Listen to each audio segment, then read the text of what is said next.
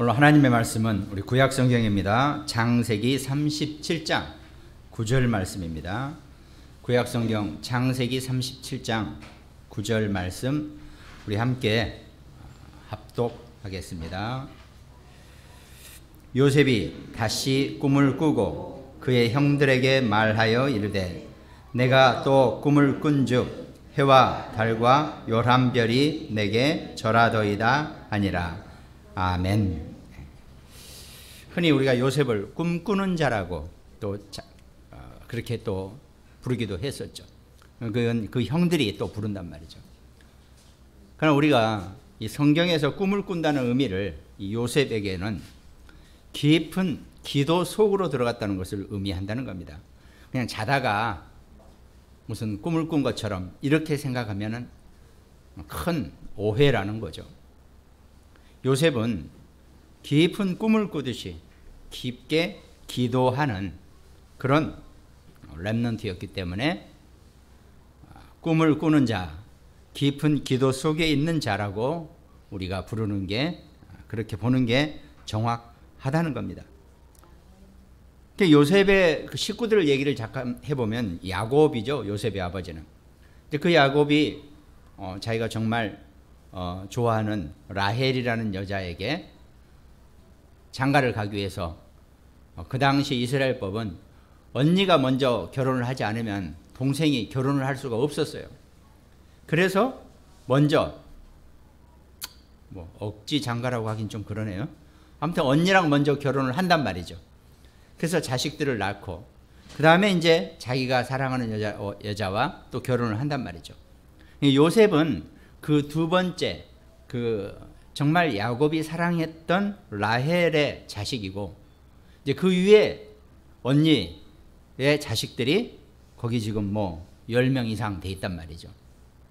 그러다 보니까 이복 형제다 보니까 형제들이 물론 이제 그 위에 또 다른 또 이복이 있었죠. 그 이복 형제들이 요셉을 이제 아주 싫어하고 미워하고 그런단 말이죠. 영적으로 보면은 또 그런 게 있습니다. 이스라엘 사람들은 자기 계보 중에서 누가 자기 이 집에 대를 잇느냐, 이게 상당히 첨예하게 중요한 일이에요. 왜 그러냐면 무슨 재산을 많이 물려받아서 그 대를 잇는 게 아니라 바로 메시아의 대를 잇는다는 그 영적인 의미가 나름 있어요. 우리가 요셉의 형제들이 그때 다 육신적이고 욕심밖에 모르고 이렇게 표현도 하지만 실제로 전부 다 자기를 통해서 그 메시아의 대를 잇는 그리스도의 계보를 잇는 거기에 욕심을 내는 거지. 먼저 우선적으로. 그러면서 재산도 가문의 영광도 이런 거 다 이제 부가적으로 부수적으로 따라오는 거겠지만 그 부분을 가지고 누가 메시아를 잇는 그 계보의 대상자가 되느냐, 이게 제일 형제들 가운데 관심이 있는 거죠.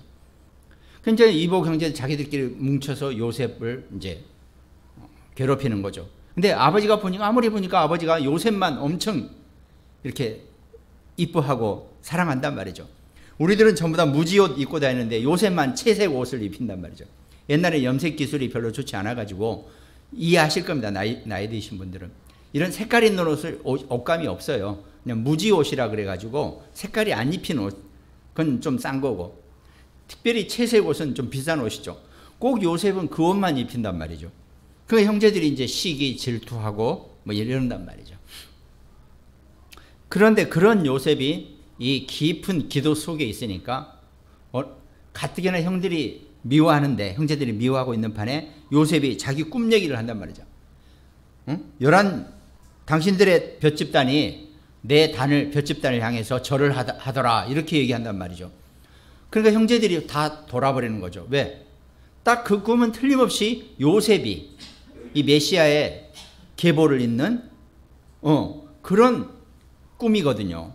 그러니까 이제 형제들이 더 막 싫어하는 거죠, 요셉을. 근데 오늘 본문에 또 한 번 꿈을 꿨다고 얘기하는데 이제 더 기가 막히죠. 해와 달과 열한 별이 내게 절하더이다, 이렇게 또 꿈 얘기를 한단 말이죠. 그 형제들이라고 해서 영적으로 무시하지는 않아요. 그 꿈이 어떤 꿈인지는 너무 잘 알거든요. 자기네들은 아무리 꿈을 꿔볼라 해도 그런 꿈을 못 꾸는데 요셉은 자기네 볏집단이 요셉 볏집단을 향해서 절을 하는 꿈을 꿨다고 하지 않나? 또 해와 달과 11별이 요셉을 향해서 절을 했다라고 하는 꿈을 꾸지 않나? 그러니까 완전히 형제들은 이제 뭐 이렇게 아주 난리가 난 거죠. 지금 이 상태가.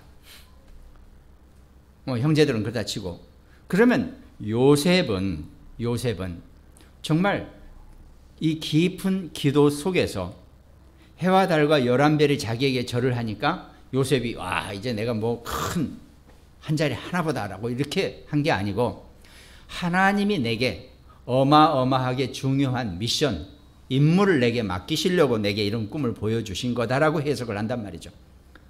뭐 여러분이나 저만 하더라도 자다가 그런 꿈을 딱 꾸면 와 내가 뭐 되나보다라고 이렇게 생각하겠지만, 요셉은 그렇게 해석하는 게 아니고 하나님이 내게 정말 이 정도로 될 만큼 뭔가 큰 지금 일을 시키려고 그러시는구나, 이렇게 해석을 한단 말이죠.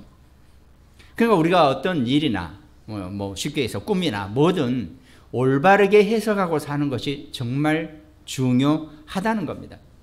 그것이 평소에 내가 어떤 마음가짐을 가지고 내가 어떤 올바른 준비를 하냐에 따라서 그런 것을 정확하게 올바르게 해석해 낼 수가 있다는 겁니다. 이제 그것이 바로 하나님이 나와 함께 하시는 기도 속에서, 그게 진짜 우리의 기도의 내용이고 기도의 올바른 기도의 방법이라는 거죠.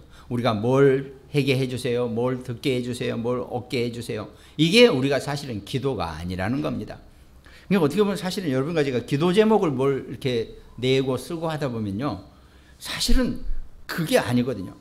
임마누엘, 내가 예수 그리스도를 영접하고 하나님의 자녀가 되는 순간 하나님이 나와 함께 하시는 것, 이게 우리의 기도는 끝입니다.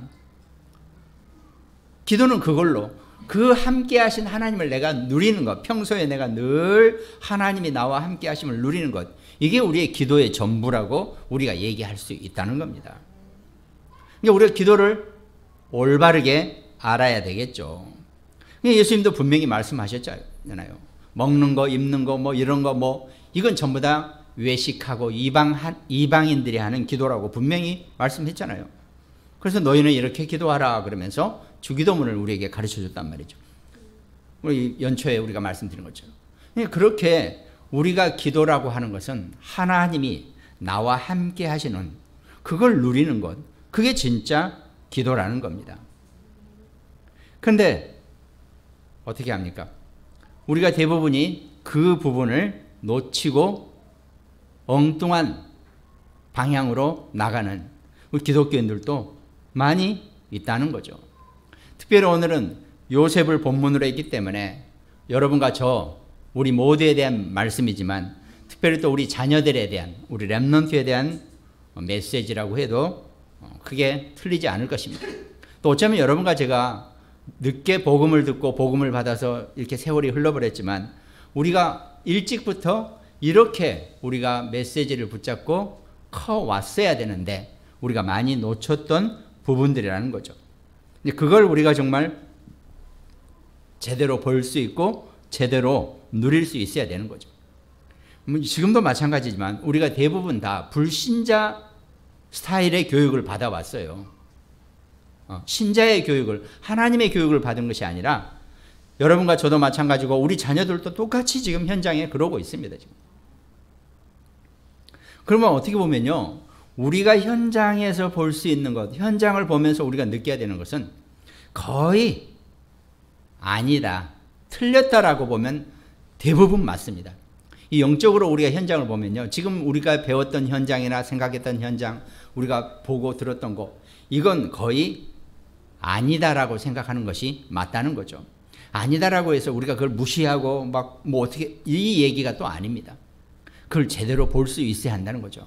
우린 지금까지 맞다고 생각했던 내 현장의 삶의 사람 간의 관계 모든 것이 실제로 영적이지 못하다 보니까 그게 전부 다 불신자 상태의 내용이었고 그런 시각이었다는 것. 우리가 이것만 제대로 보고 우리 자녀들에게, 우리 렘넌트들에게 그걸 좀 제대로 볼 수 있는 눈을 열어준다는 것. 이게 우리가 정말 필요한 우리 자녀들 후대 교육, 렘넌트 교육이 될 수 있다는 겁니다. 그럼 하나님이 나와 함께 하시는 기도가 최고라 그랬는데 그 기도의 세 가지 내용을 서론에 말씀드리면 바로 24, 25, 그 다음에 영원의 이 기도 내용이 우리가 늘 놓치지 말아야 될 내용 중에 하나라는 거죠. 그럼 24시라는 것은 어떤 의미가 있습니까? 하루가 24시 아닙니까? 그럼 곧 우리의 삶의 현장을 의미한다는 겁니다. 내가 살아가는 현장, 내 가정부터 시작해서 내 개인부터 시작해서 가정, 또 내 학교면 학교, 내 직장이면 직장, 내 사업이면 사업, 이게 전부 다 24시 연결되어 있는 내 현장입니다. 그러면 우리가요, 누구든지 마찬가지입니다. 자기 삶의 현장을 집중할 수 있는 자가 그 현장을 제대로 알고 정복할 수 있다는 겁니다. 집중할 수 있어야 돼요. 근데 안타깝게도 우리가 이 집중력을 많이 잃어버리고 놓쳤다라고 우리가 얘기합니다. 실제로 불신자들도요, 지금 사람들이 너무 집중을 못하고 있다라고 많이 연구 발표를 하고 있지 않습니까? 아이들도 마찬가지고. 그러면 그걸 불신자는 불신자들의 이유를 설명하는 거죠. 뇌하수체가 어떻고, 어쩌고, 뉴로, 막 그런 얘기 합니다. 어려운 얘기, 복잡한 얘기. 그럼 우리는 간단하게 얘기를 하면 이런 거예요. 창세기 3장, 그 선악과의 타락의 원죄 타락의 사건으로 말미암아 인간의 뇌가, 이 영적인 뇌가 다 무너져 버린 겁니다. 그러니까 영적으로 볼 수 있는 뇌가 전부 다 망가졌다라고 우리가 지금 표현을 한단 말이죠. 그러니까 당연히 집중을 못하게 돼 있어요. 현장에 집중이 안 됩니다. 물론 불신자들도요, 집중력이 좋은 사람이 있습니다. 아주 그냥 깊이 볼 수도 있고. 그런데 어떻게 됩니까? 그렇게 하다 보면요, 나중에는 정신병까지 와버리는 경우가 너무 많아요. 그런 사람들이. 우리가 영적으로 온전하게 집중할 수 있는 그런 현장에 대한 집중력, 이것을 우리가 24시라고 표현한다는 겁니다. 우리가 24시간 동안 계속 그리스도 하면서 이렇게 기도하자, 이것도 감사한 일이지만 우리는 그렇게 못하잖아요. 아니, 사람들하고 통화도 하고 얘기도 하고 대화도 나누고 업도 하고 다 그래야 되는데, 또 수업도 받으면서 선생님 말씀도 들어야 되는데 내가 입에서 계속 그리스도 하고 있으면 이게 아니죠. 이 방법이 아니라는 겁니다. 그래서 우리가 24시 했을 때는 내가 내 삶의 그때그때 그 현장에 내가 집중할 수 있는 것. 아니, 수업 시간에 공부에 집중하고 선생님 말씀에 집중할 수 있는 것. 이게 24시 기도입니다. 24시 내가 계속 예수 그리스도 이름을 떠든다고는 죄송합니다. 하여튼 고백한다고 해서 그게 꼭 그건 아니라는 거죠. 물론 조금 기도에 깊이가 있으신 분들은요, 내가 수업을 들으면서 다른 사람하고 대화하면서 통화를 하면서도 늘 내 안에서는 영적으로 그리스도가 고백이 되어집니다. 아마 우리 오래 신앙생활 하신 분들은 이미 체험하셨을 거고 그렇게 하고 계실 겁니다. 근데 우리가 이제 우리 자녀들이나 우리 후대에게 얘기할 때는 이게 잘 안 먹힌단 말이죠. 서로 이해를 못하는 거죠. 그런 부분에.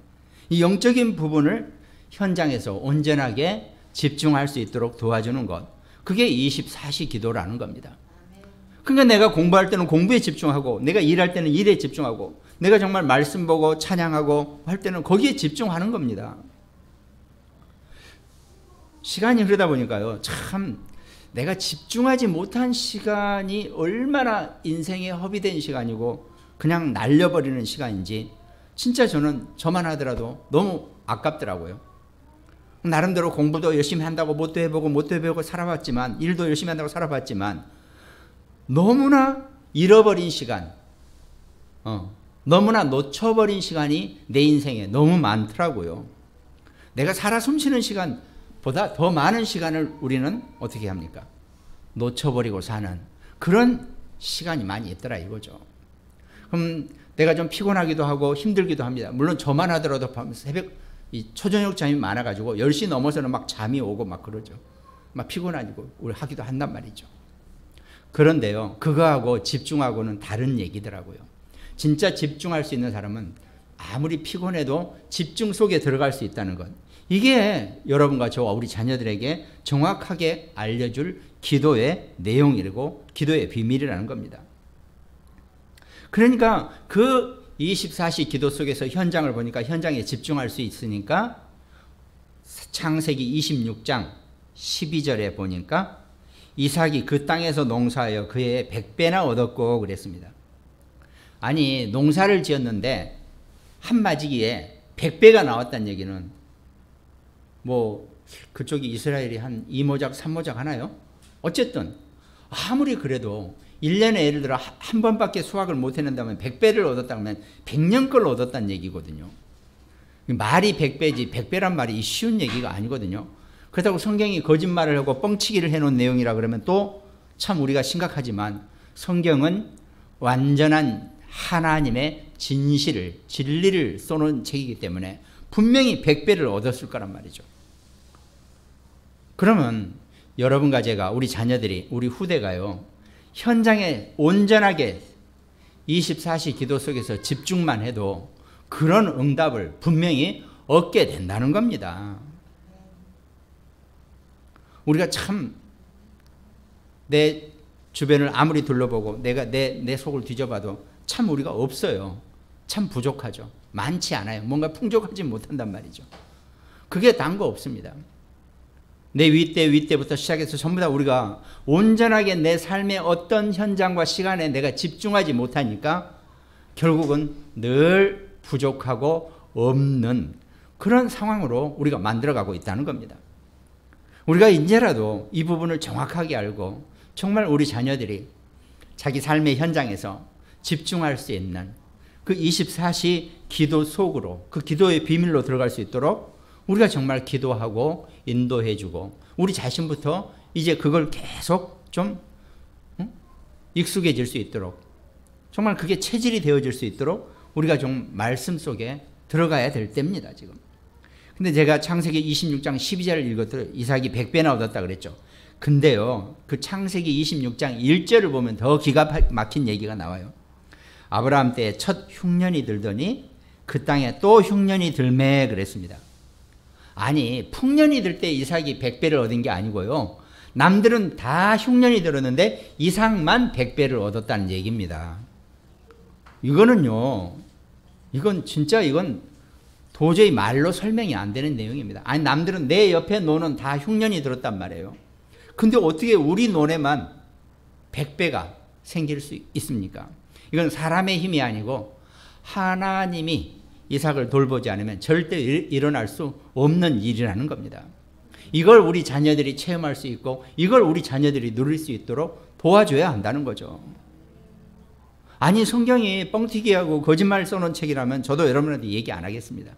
그러나 성경은 분명한 사실과 진리와 진실을 기록해 놓은 책이기 때문에 얼마든지 우리 자녀들이 이 응답을 분명히 받고 또 여러분과 저도 충분히 이 축복을 누릴 수 있는 그런 신분이라는 거 이걸 절대 놓치지 말아야 한다는 겁니다. 근데 대부분 사람들이 자기 삶의 현실에서 이게 잘 안 돼요. 이게 현장에 집중이 안 되니까 어찌어찌 하다 보니까 망할 것 같거든요. 그래서 대부분 사람들이요 지금 간당간당해가지고 내가 곧 망할 것 같다 이런 생각하는 사람들이 의외로 많이 있죠. 그러면요 우리는 오히려 역으로 이렇게 얘기합니다. 답은 간단하다. 망해버리면 된다는 거예요. 완전히 망해버리면 된다는 겁니다. 근데 망했습니까? 망한 게 아니에요. 요셉 보세요. 아니 노예로 이제 형제들의 시기와 질투 속에 있다가 어느 날 요셉이 집을 멀리 떠나서 걸어오고 있으니까 야 이때가 기회다. 저놈을 이번 기회에 완전히 우리가 제거하자. 이렇게 형제들끼리 서로 담합을 하고 요셉이 오니까 붙잡아가지고 구덩이에 던져버렸다가 그래도 자기 아버지 야곱과의 피를 나눈 형제인데 또 한 가지 그런 양심이 있어서 다시 그 요셉을 꺼내가지고 그냥 애굽으로 가는 노예 상인들한테 요셉을 팔아버렸단 말이죠.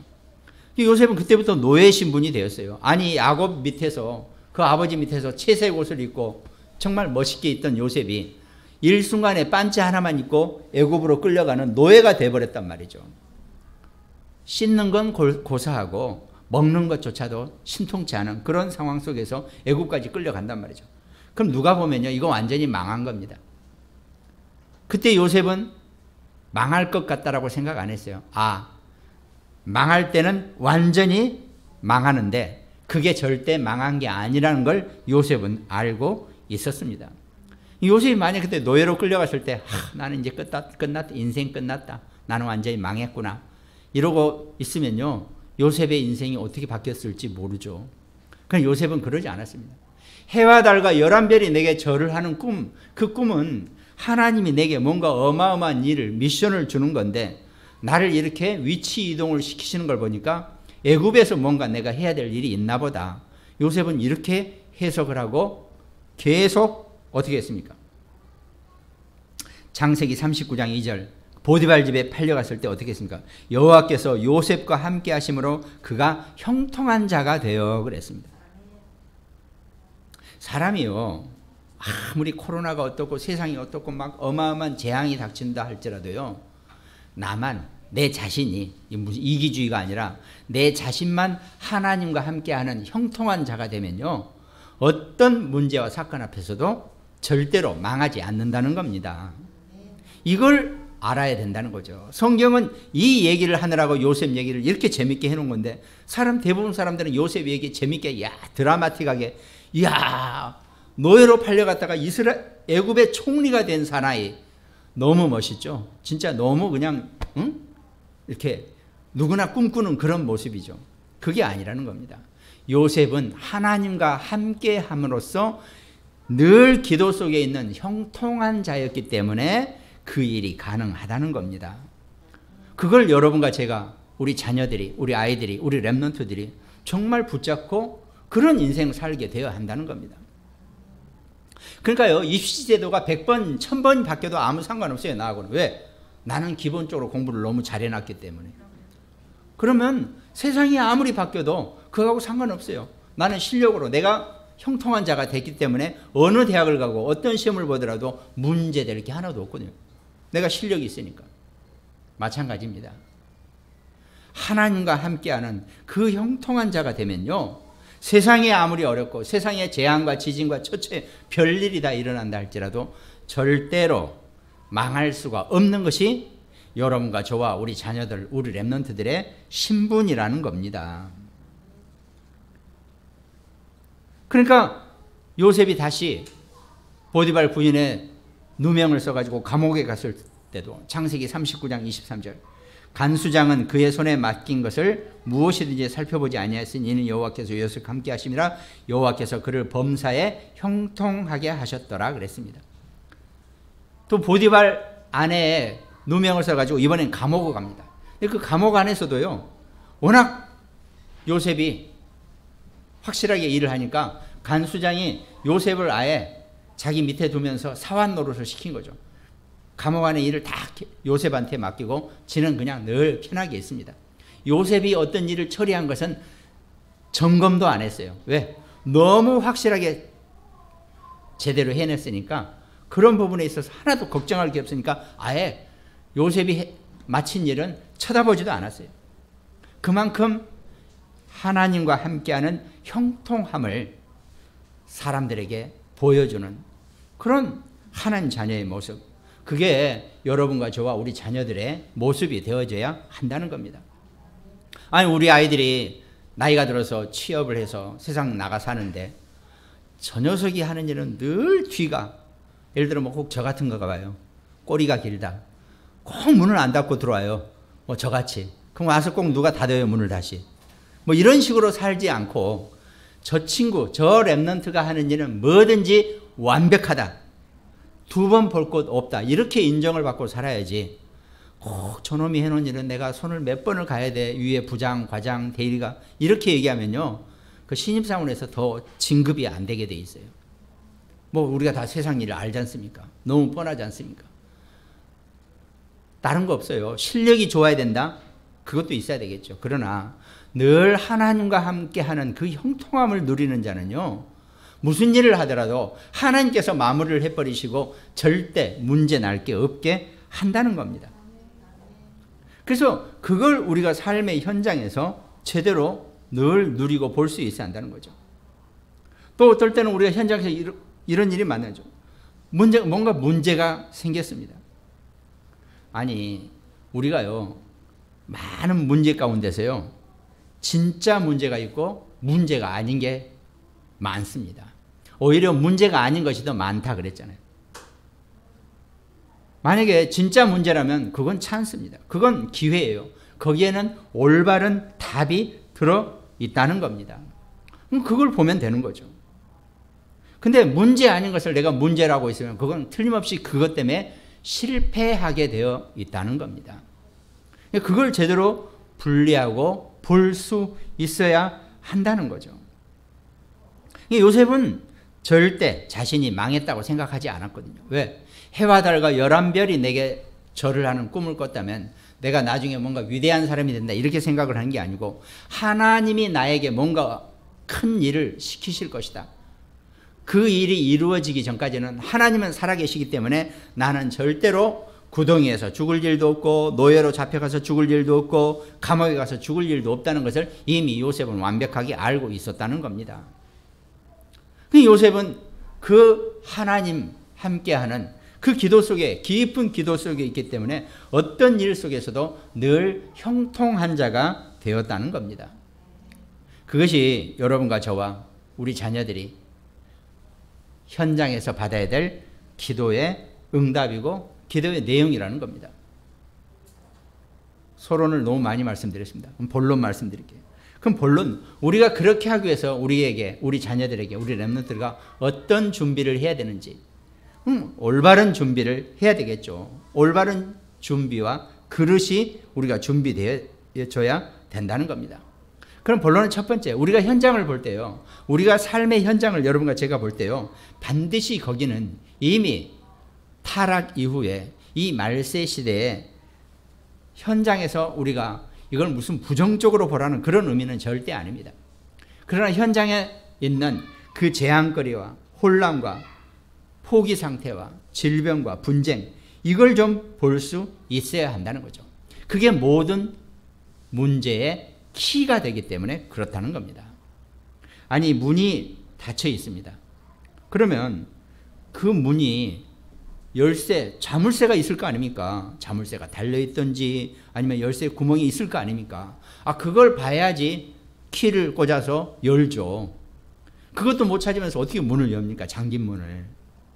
근데 그 자물쇠가 바로 문제예요. 그 자물쇠가 현장에서 우리에게 지금 나타나 있는 큰 혼란과 분쟁거리, 또 질병, 이런 코로나와 같은 이런 질병도 될 수 있을 것이고, 또 사람들을 완전히 포기시키는 것도 될 수 있고, 재앙거리가 바로 그 자물쇠라는 겁니다. 그러니까요, 난세에 영웅 난다고 옛말에도 있듯이 이런 혼란한 틈 속에서 그걸 제대로 열 수 있는 키를 가지고 키를 있는 사람, 키가 있는 사람은 그 난세에 정말 영웅이 될 만큼 그 혼란과 재앙과 분쟁과 그런 포기된 상태 속에서 그걸 이겨낼 수 있는 열쇠를 가진 사람들은 반드시 있게 마련이라는 겁니다. 사람들은 다 이 현장의 문제 때문에 포기합니다. 그러나 열쇠를 가진 자는 절대로 포기하지 않는다는 겁니다. 더군다나 열쇠도요, 한 군데만 맞는 열쇠가 아니에요. 저기 이렇게 호텔이나 이런 데 가면요, 열쇠 잊어먹고 왔어요. 그러면 지배인한테 얘기합니다. 내 방에 열쇠가 지금 열쇠를 안에 놓고 내 잠그고 나와버렸다. 그러면 뚝뚝뚝 와가지고 지 주머니에서 뭐 하나 꺼내요.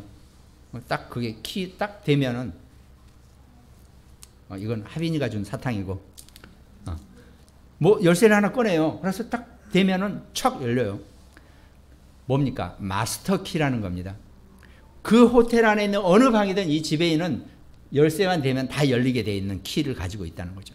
그게 바로 하나님이 여러분과 저와 우리 자녀들, 렘넌트들에게 우리 현장에서 사용할 수 있는 마스터 키라는 거예요.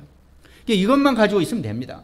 하나님 이미 우리에게 다 주셨는데 여러분과 저와 우리 자녀들, 렘넌트들이 이걸 제대로 쓸 줄 모른다는 겁니다. 아무리 이 키가 좋아도, 아니 열쇠 있는 데다가 대야지 문이 열리지, 저기 위에다 대고 있으면 안 열려요. 이게 아무리 마스터 키라도. 그러니까 우리 삶의 현장에서 성경에서 말씀하신 이 말세의 재난과 재앙과 불평과 모든 혼란을 제대로 볼 수 있어야지 거기에 맞는 마스터 키를 우리에게 주셨기 때문에 그걸로 우리가 그 문제를 해결하고 응답을 받게 된다는 겁니다. 그러니까 우리 삶의 현장은 이미 하나님의 말씀으로 여러분과 저와 우리 자녀들에게 그런 마스터 키를 주셨다는 것, 이걸 절대로 잊지 마시고 정말 요셉과 같이 형통한 자의 삶을 누리게 되는 여러분과 저와 우리 자녀들, 우리 아이들, 우리 후대 되기를 주님의 이름으로 축원드리겠습니다. 그러면서 두 번째로 실제로 우리가 우리 삶의 현장에서 살아나가는 어떤 우리 나름대로의 어떤 원칙, 어떤 정말 중요한 내용, 이것도 키라고 우리가 설명할 수 있습니다. 본론은 첫 번째는 마스터 키였죠. 말씀의 마스터 키. 두 번째는 실제 어떤 우리가 가져야 할 내용의 키가 있다는 겁니다. 그게 뭡니까? 어떤 상황에서도 살아남을 수 있는 독립적인 것. 독립심, 독립이라고 표현했지만 하여튼 어떤 상황에서도 하나님이 나와 함께 하시면서 살아남을 수 있는 것.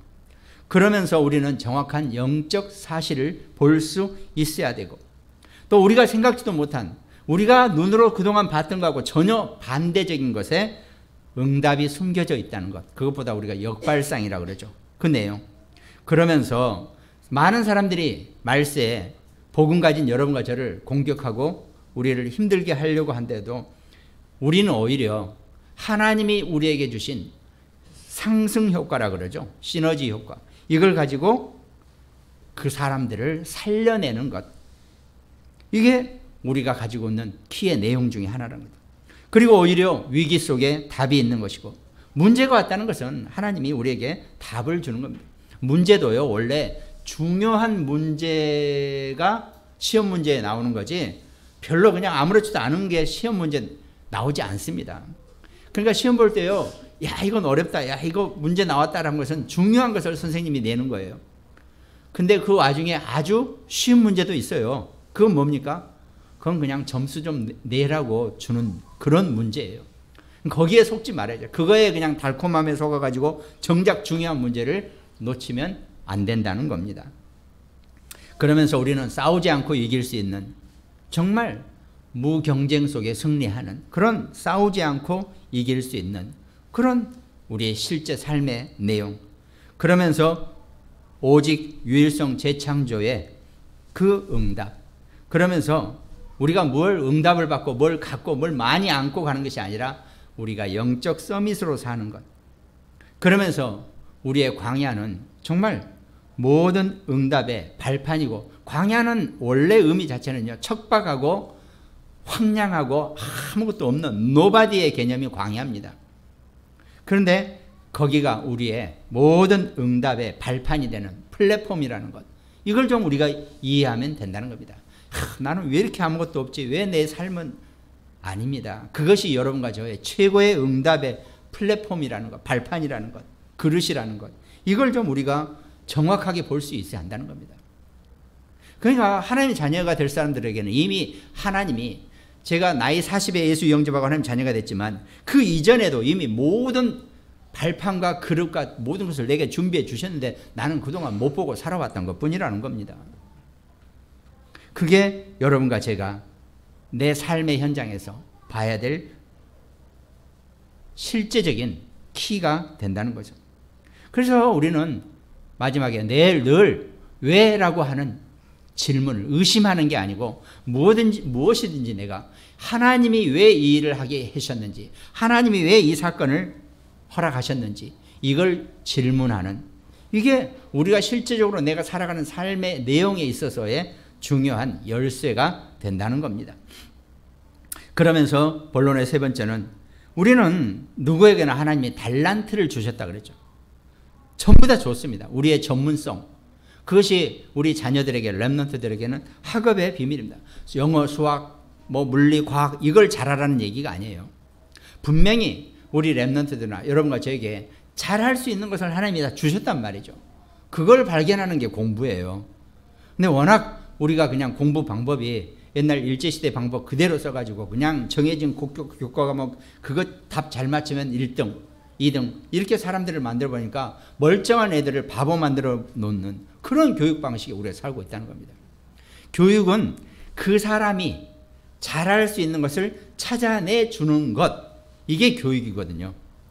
근데 어떻게 합니까? 그냥 뭐 영어, 수학, 과학 뭐 이렇게 몇 가지 과목 정해서 요거 점수 잘 맞추면 1등, 잘하는 사람, 이거 점수 못 맞추면 꼴등, 이렇게 만들어버리는 교육체제 속에 있으니까 저도 그렇고 여러분도 그렇고 우리 자녀들도 만만치 않아요. 근데 지금은 많이 이제 그런 게 바뀌어졌죠.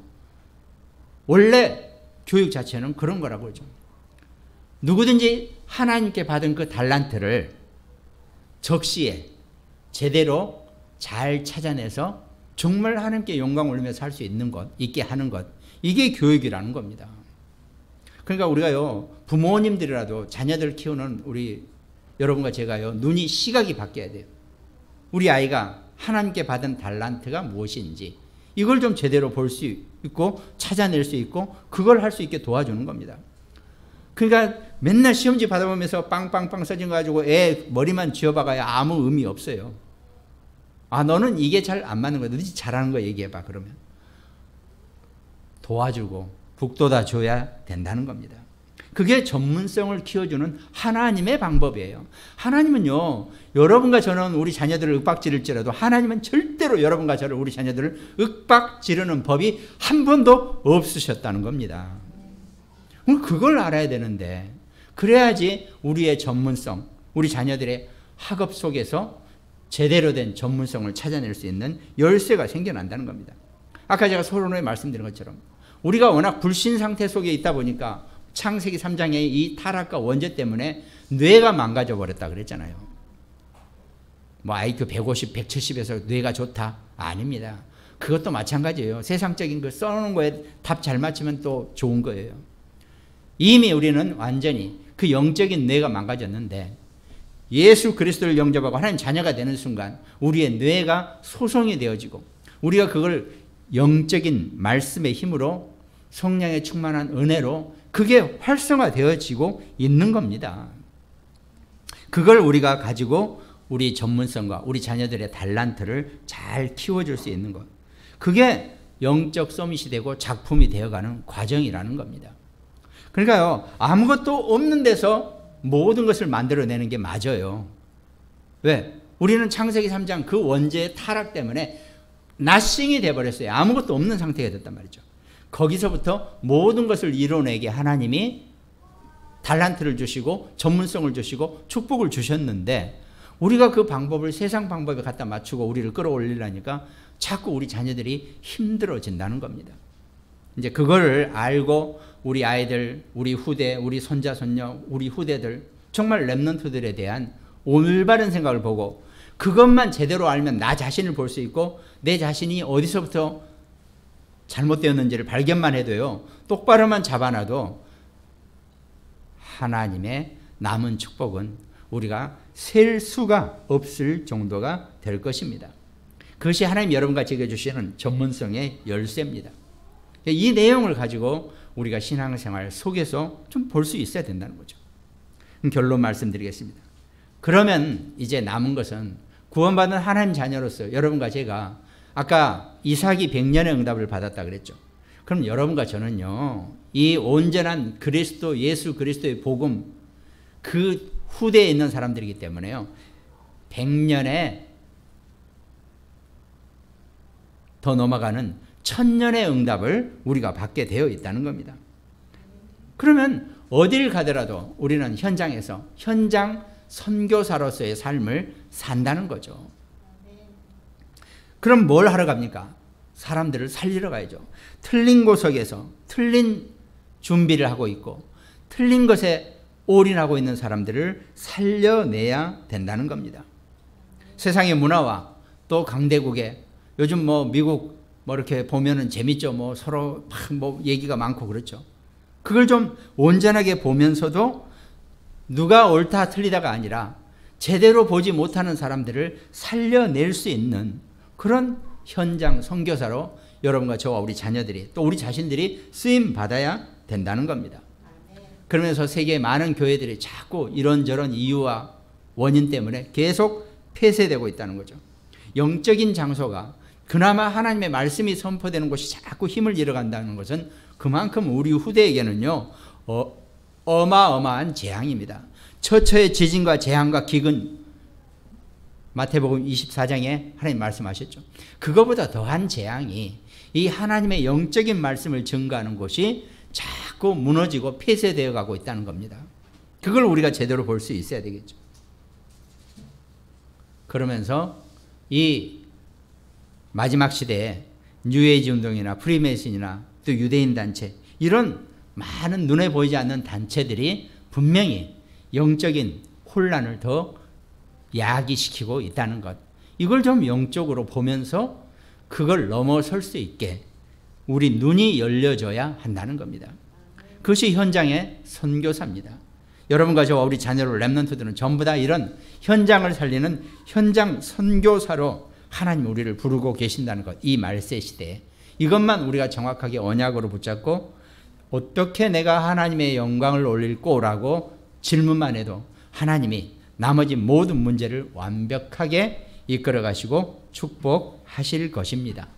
그 응답을 누리는 여러분과 저와 우리 자녀들, 우리 후대 렘넌트 되기를 주님의 이름으로 축원드리겠습니다. 또 특별히 말씀을 나누는 우리 모든 가정, 또 굿모닝병원, 대전, 광주, 인천, 일본, 미국 지교회, 틀림없이 하나님이 완벽한 응답을 주는 귀한 말씀 성취의 축복이 함께 할 것입니다. 승리하는 여러분과 저 우리 모두가 되시기를 주님의 이름으로 축원드리겠습니다. 기도하겠습니다. 하나님 감사합니다.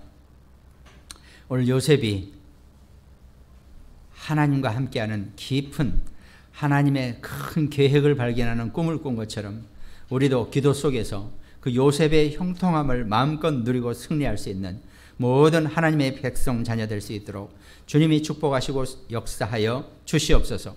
우리의 생각과 마음을 지키시고 우리의 영혼력이 하나님께 집중할 수 있는 향기로운 예물이 될 수 있는 귀한 예배 시간 될 수 있도록 주님이 함께 하시고 축복하여 주시옵소서. 감사를 드렸고 우리를 구원하신 예수 그리스도 이름으로 기도드립니다. 아멘.